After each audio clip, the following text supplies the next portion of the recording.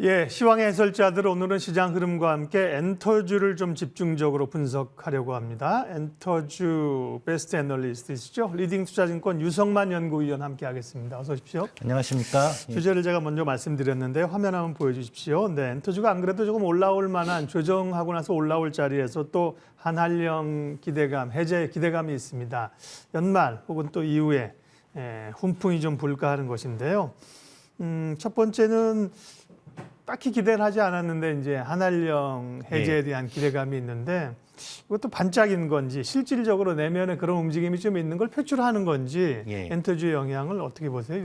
그래서 일단 드디어 이제 한 6년여 기다려 한한령 해제 기대감이 시장에 지금 반영되고 있습니다. 네. 그래서 특히나 이제 좀 의미가 있는 게 뭐 다들 아시겠지만 얼마 전에 한중 정상회담이 이제 이루어졌지 않습니까? 네. 그래서 이제 중국의 시진핑 주석도 이렇게 또 이제 새로운 그 3기 집권이 확정이 됐고 그러면서 이제 지난달부터 중국 텐센트 비디오에서 우리나라 그 홍상수 감독이 만든 그 강변호텔 중국명으로는 장변리간이라는 서비스가 이미 지금 상영이 되고 있고 또 이제 얼마 전에 우리나라 정부에서 이제 뭐 한중 정상회담을 계기로 이제 중국 OTT에서 한국 영화 서비스가 재개되었다고 발표하면서 그럼 이제 그 다음에 과연 이제 엔터주에 대해서도 다시 또 한번 중국이 열리지 않겠느냐 하는데 저는 이렇게 봅니다. 일단 처음에 이제 만약에 그 중국 한한령이 열리면 이제 한한령 관련된 수혜주가 많지 않습니까? 네. 뭐 이제 게임도 있고 미디어도 있고 뭐 화장품도 있고 엔터도 있는데 일단 좀 가장 먼저 열릴 게 무엇이냐면 그 중에 제가 보기에는 엔터주라고 보는 게요. 그래요? 일단 그 이유가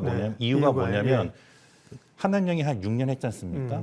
그동안 이제 중국 업체들도 이 중국 로컬 업체들도 많이 성장을 됐는데 그러면 한한령을 해제했을 때 한국 업체들이 다시 중국 본토에 들어왔을 때 중국의 업체들과 카니발라이제이션이 가장 덜한 거를 일단 가장 먼저 풀어줄 겁니다. 그러면 게임이나 미디어나 다른 화장품 이런 것보다도 오히려 엔터주가 될 가능성이 많고 특히나 또 6년 만에 다시 정상화되면 일종의 좀 뭐랄까 보여주기 식으로라도 이벤트를 뭐 한중 뭐 예를 들면 뭐 한중 우호의 밤 이런 식으로 해서 뭐 중국 입장에선 중한 우호의 밤이겠죠. 이런 식으로 해서 아마 엔터주가 가장 먼저 일단 대도시 위주로 해서 공연이 재개되지 않을까 보고 있습니다. 네. 실적 얘기를 좀 해보면요. 대체적으로 사실 실적이 안 좋은데도 엔터주는 실적이 괜찮았다. 성장주로 분류하다면요. 그렇게 알고 있는데 기업별로는 조금 3분기 실적 보면 엇갈렸던 것 같아요. 3분기 실적 코멘트 좀 해주시고 4분기 전망도요.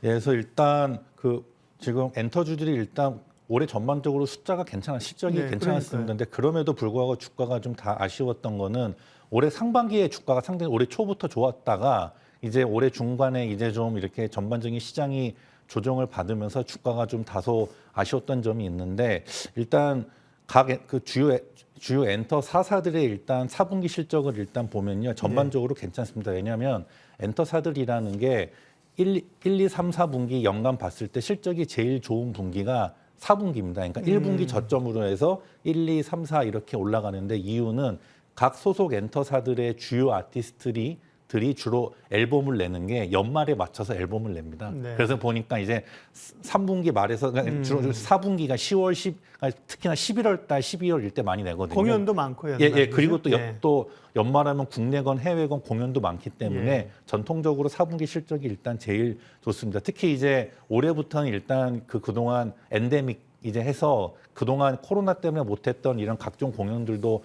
활발하게 재개되고 있고요. 뭐 예를 들면 주요 엔터사들의 주요 아티스트들도 글로벌 투어를 지금 현재 실제로 진행하고 있기 때문에 올해 4분기에는 호실적이 기대되고 잠깐 실적을 주요 엔터사사 보면요. 일단 하이브부터 보면은 4분기는 한 매출액 한 4천억 수준의 영업이익 한 400억 그리고 SM엔터 같은 경우는 매출액 한 2,200억에 영업이익 한 220억 그리고 YG엔터는 매출액 한 약 1,200억에 영업이익 225억 그리고 JYP 엔터테인먼트는 매출액 한 1,100억에 영업이익 한 280억 이렇게 해서 각각 좀 시장의 기대에 좀 충족하는 좀 4분기엔 다 괜찮은 일단 실적이 일단 기대되는 상황입니다. 특히 올해보다도 내년 2023년이 특히나 좀 더 실적이 좋아 보일 것으로 일단 기대되기 네. 때문에 제가 보기엔 좀 특히 실적 측면에서는 엔터주에 대해서는 걱정을 안 하셔도 되지 않을까 보고 있습니다. 조금 전에 보여준 실적하고 조금 이제 미세적으로 차이가 났던 건 저건 이제 시장 전체 컨센서스 예. 저희가 보여드린 예, 거고요. 컨센서스, 예, 요건 제 말씀하신 개인의 거는 이제 겁니다. 예. 리딩에서 유성만 위원이 예. 뷰였기 때문에 예. 하이브 같은 경우 영업이익에 조금 차이가 났는데 예. 그걸 감안해서 이제 보시면 되겠고요. 엔터주는 해볼 만하다, 좋다, 다들 이렇게 생각하세요. 예. 그래도 뭐 사실 성장주나 이런 데 굉장히 어렵지만 실적도 괜찮고 기대감도 있다, 같이 좀 빠졌다. 예. 근데 결국은 이제 엔터주를 뭐 ETF로 사시는 분은 별로 없잖아요. 그죠? 개별 예. 기업으로 예. 선호도에 의해서 사시기 때문에 기업 얘기를 좀 해야 되는데요. 뭐 하이브 얘기가 있으니까 대표 기업들 몇 개를 조금 같이 좀 각각 좀 여쭤보고 그다음에 또 전략을 갈게요. 하이브는 어쨌든 BTS의 군입대 문제가 하이브의 심장 BTS가 군대를 간다고 선언했고 예. 이제 가기 시작한 거잖아요. 예. 하이브의 공백을 잘 메울 수 있을까? 이 궁금증인데 어떻게 보세요? 그래서 일단 제가 BTS 군대 간 건 너무 아쉽습니다. 개인적으로 예. 군면제를 좀 예상했었었는데 안타깝고 뭐 어차피 이제 군입대하기를 확정을 했으니까 그래서 네. 앞으로 어떻게 이 BTS의 빈자리를 메꿀 거냐면 제가 안 그래도 어제 하이브에도 직접 한번 탐방을 다녀왔었습니다. 그러셨어요? 예, 그래서 예. 일단 BTS는 일단 군입대가 확정된 멤버 진을 제외한 나머지 멤버들이 일단 당장에는 솔로 활동을 하기 때문에 일단 솔로 활동으로 일단 당장에는 실적에 그렇게 큰 공백은 없습니다. 네. 오히려 각 개별 멤버들이 앨범을 판매해서 그 합이 전체 활동 합이랑 그렇게 큰 차이가 나지 않거든요. 그렇게 되고 그다음에 역시나 이제 BTS 말고 다른 이런 차세대 아이돌인 예를 들면 제2의 BTS라 불리는 세븐틴 여기도 네. 예, 여기도 하이브 소속입니다. 그래서 지금 뭐 일본에서도 돔 공연도 하고 있고요. 그렇기 때문에 일단 세븐틴도 있고 그의 걸그룹인 르세라핌이나 뉴진스도 일단 시장의 반응이 좋기 때문에 네. 그리고 일본에서도 이제 신인 그룹 데뷔하면서 여기는 매년 한 3개에서 4개의 국내외 남자 그룹, 보이 그룹을 각각 데뷔시킬 계획입니다. 그래서 이제 화면에도 나오는데요. 그래서 이제 이런 식으로 BTS의 빈자리를 세븐틴을 예. 비롯해서 뭐 N팀은 일본에서 지금 예, 맞습니다. 일본 예. 현지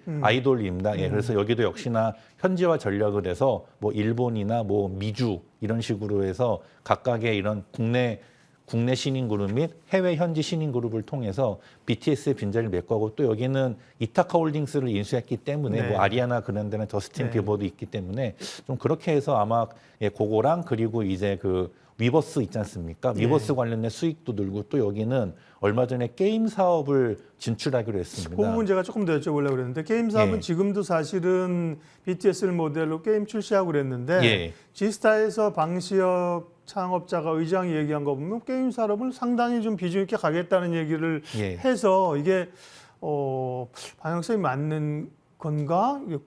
그렇게 의문이 좀 들더라고요. 그래서 좀 시장에서 네. 우려하시는 부분 이제 네, 그런 네. 이런 그 투자자분들이 아니 원래 하이브가 엔터사인데 그러니까요. 엔터 본업에 충실해야지 게임 사업이 아무나 할 수 네. 있는 것도 아니고 부가적으로 좀 할 수 있는데 예. 이번에 얘기는 상당히 예, 청사진을 강하게. 많이 제시했더라고요. 그래서 저도 그래서 어제 제가 하이브의 네네. 탐방을 직접 가서 확인해 본 결과 이제 하이브에서는 게임이 단순한 하나의 비즈니스가 아니라 이제 뭐 앞으로 시대는 메타버스 시대 않습니까? 네. 그럼 메타버스 시대에 갈수록 이 원천 IP 측면에서 엔터도 있지만 결국 게임도 매우 중요하다. 그래서 결국 여기 하이브가 가장 강한 엔터 IP와 게임이 융합된 결국 궁극적으로 메타버스 비즈니스로 가는 큰 전략을 그리고 있습니다. 그래서 지금 당장은 그 하이브의 게임 비즈니스는 당장의 퍼블리싱, 그러니까 타사의 게임 IP를 가져와서 이렇게 유통하는 걸 하지만 여기도 이제 개발자와 각종 이제 하이브만의 원천 IP를 하면 물론 좀 시간은 좀 걸립니다. 그래서 여기도 중장기적으로는 자체에 여기 소속된 이런 아티스트 IP를 포함된 자체 IP 그리고 엔터 IP를 제외한 또 그냥 순수 게임 IP 그리고 및 퍼블리싱 이거를 종합적으로 해서 네. 그리고 결국에는 이렇게 여기에도 보면은 하이브가 게임 말고도 뭐 음성 인식 회사도 뭐 지분을 인수하고 그래서 궁극적으로는 메타버스 플랫폼화 이렇게 비즈니스하는 걸로 갈 것으로 보입니다. 두고 봐야 되겠습니다. 예. 하이브 얘기만 하다 보면 시간이 없기 때문에 어쨌든 간에 그 얘기는 했더라고요. 방시혁 의장이. 자기 아티스트를 해서 만드는 게임은 한계가 있다는 걸 알고 있다. 예. 그래서 더 큰 그림을 그리고 있는 것 같은데 시간이 좀 지나봐야 될 것 같고요. 엔터사사 얘기한 길에 잠깐만 조금 짧게 해주시면 그래도 시장에서 제일 좋은 뷰는 뭐 실적이나 좋은 거는 JYP가 제일 예. 좋게들 얘기하시던데요. 예, 그래서 네. 아까 제가 4분기 예상 실적도 보면 영업이익 측면에서는 매출액 대비 OP 마진은 가장 네. JYP가 좋습니다. 이유는 JYP는 항상 꾸준하게 정말 특별한 외부 변수가 있지 않는 이상은 회사의 중장기적 성장 그 방안을 그대로 이렇게 따라가고 있고요. 예, 그런 측면이 있고, 그러게 또 여기는 또 계속 그 기존의 그 트와이스가 꾸준하게 캐시카우 역할을 해주면서 이 보이그룹 스트레이키즈가 일단 좋은 모습을 보이고 있습니다. 그리고 또 이제 신인 그룹들도 뭐 엠믹스 해가지고 계속 있지 좋은 모습 보이고 있고, 특히나 네. 여기는 비용 컨트롤을 매우 잘합니다. 그렇기 때문에 매출액 대비 영업이익이나 당기 순이익이 매우 잘 나오고 있어서 또 시장의 신뢰도 매우 좋고, 또 일본에서의 모멘텀 뭐 있지나 다른 것도 있고, 중국에서 내년에는 또 신인 그룹도 데뷔하기 때문에 JYP는 좀 이렇게 실적도 정말 충실하게 잘 나오지만 또 좀 신뢰감 측면에서 엔터사들 중에 가장 국내 투자자들에게 제일 좋지 않나 이렇게 보고 있습니다. 말씀드린 것처럼 엔터사는 전체를 사는 것보다 기업별로 투자를 하시기 때문에 기업 얘기를 조금만 더 하는 거예요. 예. 이제 SM 얘기는 뒤에 해주실 걸로 예정이 돼 있어서 YG엔터는 사실 지금 시총이 7,900억입니다. 예. JYP 하이브는 빼더라도 JYP가 2조 1,000억, SM이 18조인데 뭐 다른 거를 고려하더라도 너무 좀 저평가되어 있는 건 아니에요, YG 같은 경우는? 예, 그래서 일단 YG 같은 경우는 물론 그 걸그룹 중에 제일 일단 핫한 블랙핑크가 네. 소속되어 있지만, 좀 아쉬운 게 약간 이 블랙핑크가 활동을 하지 않을 때 그 빈자리를 좀 메꿔줄 만한 아직 이 다른 좀 그 확실하게 보이는 게 좀 다소 아쉬운 상황입니다. 예, 하지만 일단 YG엔터 같은 경우는 일단 내년도에 이제 블랙핑크 후에 처음으로 내보이는 신인 걸그룹을 일단 데뷔를 지금 준비하고 있고, 또 그리고 보이그룹 같은 경우도 현재 지금 계속 올라오고 있기 때문에 일단 YG엔터는 좀 더 좀 지켜봐 주셨으면 좋겠습니다. 네, 그건 이제 시장이 다 반영을 하고 있는 거죠. 예. 그러면 지금 이제 엔터주에 투자를 하려고 하는 분들은 메이저 4사가 있고요, 중소형도 엔터사가 있고, 어떻게 포커스를 좀 맞춘 게 좋습니까? 예, 그래서 근데 저는 그렇게 뭐 엔터주에 대해서 뭐 굳이 뭐 메이저다 중소형이다 이렇게 뭐 구별할 필요 없고. 나눌 필요는 없고요. 좀 이렇게 그때 봐서 이렇게 뭐 특정 신인이나 아니면 주요 아티스트 컴백 모멘텀이나 반응이 네. 좋거나, 아니면 주가 대비 좀 회사 실적 대비 너무 주가가 좀 저평가돼 있다, 그럴 때선 사시면 된다고 하지, 그렇게 꼭 메이저 4사랑 중소형 엔터사를 구분할 필요는 없다고 말씀드리고 싶습니다. 네. 그러면 여러 각자의 시각이 있을 수 있고 여러 증권사의 시각이 있을 수 있는 건데, 우리 이제 유성만 의원님의 시각이 궁금한 거니까요. 쭉 종합해서 그러면 엔터주 주목할 만한 관심 기업, 탑픽 종목 좀 알려주세요. 그래서 일단 그 흔히 말하는 메이저 4사 중에서는요, 저는 SM 엔터 일단 현재 좋아 보입니다. SM 이유는요? 일단 기본적으로 이 보이그룹 NCT와 걸그룹 에스파라는 확실한 보이 걸그룹 이 조화가 잘 되어 있고요. 네. 그리고 가장 그동안 SM의 가장 큰 이슈였던 매출액은 잘 나오는데 여러 가지 비용 네. 이슈로 인해서 이제 수익성이 좀 아쉽다 했는데, 이제 그 부분도 뭐 그 이수만님도 이렇게 공식적으로 발표를 했지만 그것도 이제 조만간 해결이 될 것으로 보입니다. 네. 그렇게 되면 또 되고, 또 최근에 또 중동에서 뭐 이렇게 좀 SM 관련된 이런 투자 모멘텀도 좀 사우디 쪽에 있기 때문에 제가 네. 보기에는 SM 엔터가 아티스트 라인업도 갖춰지고, 네. 그동안 이슈였던 비용 이슈도 해결되면서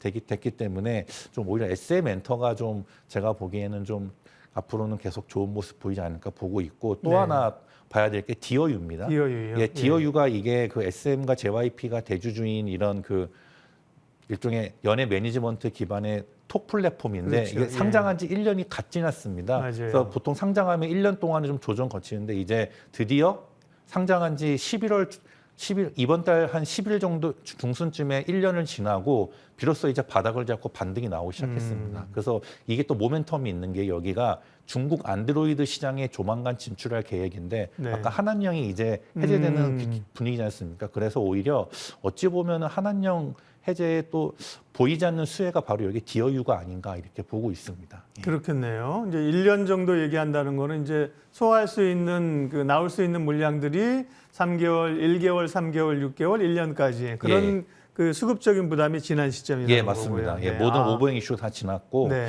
또 그래서 실적이나 뭐 모멘텀 대비 너무 좀 주가가 조정을 많이 받았기 때문에 네. 최근에 좀 이렇게 바닥을 잡고 다시 반등하는 모습이 나와서 오히려 주가 투자 측면에서는 그러게요. DOU 같은 종목이 제일 부담이 없지 않나 보고 그러게요. 있습니다. 큰 예. 이제 엔터사사에 대해서는 다 각각의 내용들 어느 정도 알고 계시고 투자가 예. 있는데 DOU 같은 경우는 사실 상장할 때 굉장히 기대감이 있다. 예. 요즘은 이제 조금 이제 시야에서 사라졌거든요. 예. 아까 DOU가 중국 모멘텀 말씀하신 건 뭐라고요? 그러니까 이제 예. 아직 중국 그러니까 우리가 이게 DOU 할 때 버블톡 서비스를 휴대폰에서 다운받아서 예. 하는데 아직 중국 본토에서는 그게 서비스가 안 되는데 조만간 올해 4분기 늦어도 내년 1분기 초에는 중국 본토의 안드로이드에서는 이 DOU 버블톡을 다운받아서 서비스가 개시될 예정입니다. 그래서 그렇게만 되면은 특히나 중국은 원체 이제 그러니까 구독자 그 인구 수가 그렇죠. 많기 때문에 예. 좀 이렇게 유료 구독자 수의 의미 있는 증가 및 실적의 성장이 나오지 않을까 보고 있습니다. 네, 오늘 시황 해설자들은 엔터주 최근의 분위기가 좋죠. 거기다가 이제 한한령 해제라는 모멘텀까지 들어오고 있어서요. 엔터주를 어떻게 볼 것이냐, 어떤 기업을 집중할 것이냐 얘기했습니다.